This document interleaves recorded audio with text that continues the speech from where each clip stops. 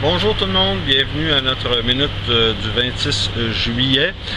Donc, ben voilà, je reviens de vacances, ça fait beaucoup de bien et pour ceux et celles qui sont à la veille de partir en vacances, encore une fois, je vous en souhaite de belles et du beau soleil comme on a eu dernièrement.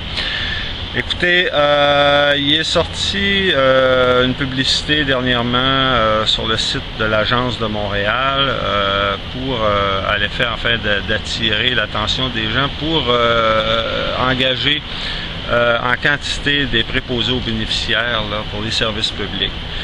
Puis là, ils ont sorti une petite vidéo là, qui démontre un peu là, c'est quoi le métier, à quoi il faut s'attendre et tout. Ce qu'on pourrait dire de ça sur cette opération de séduction, c'est que ce ne sera pas une vidéo là, qui va être suffisant là, pour attirer les gens là, dans ce métier-là. Nous, on le dit depuis des années, c'est les conditions attractives qu'il faut mettre en place. Là, avec les coupures qu'on a en continu dans les services publics, l'alourdissement de la clientèle, les conditions de travail, les gels de salaire ou le très peu d'augmentation salariale qu'offre le gouvernement, négociation après négociation.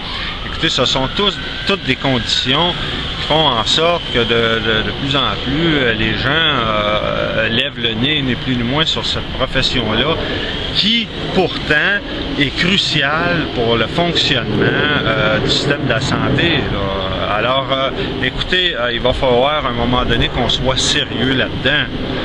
C'est un peu comme, par exemple, quand M. Bolduc, notre ministre de la Santé, qui veut qu'on fasse de la réorganisation du travail pour améliorer les choses au niveau, par exemple, du soutien à domicile, mais que par ailleurs, il manque 500 millions, on ne parle pas d'un détail, là, il manque 500 millions d'investissements à Montréal pour qu'on ait des services de qualité et qu'on puisse aboutir avec le plan de match qui est à décider par le ministère de la Santé lui-même.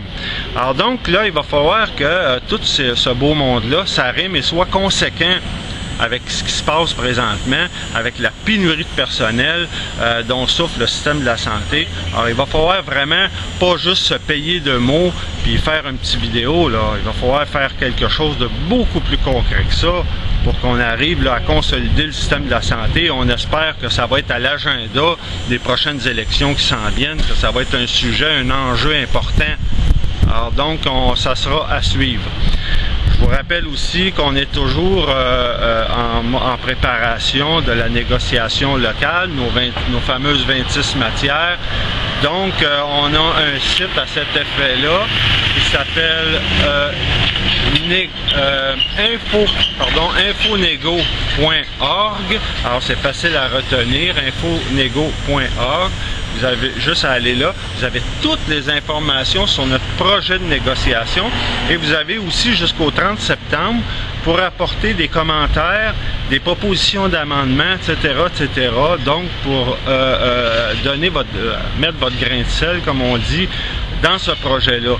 Donc, on espère que vous serez nombreux et nombreuses à venir regarder ce projet-là et donc nous donner votre avis là-dessus.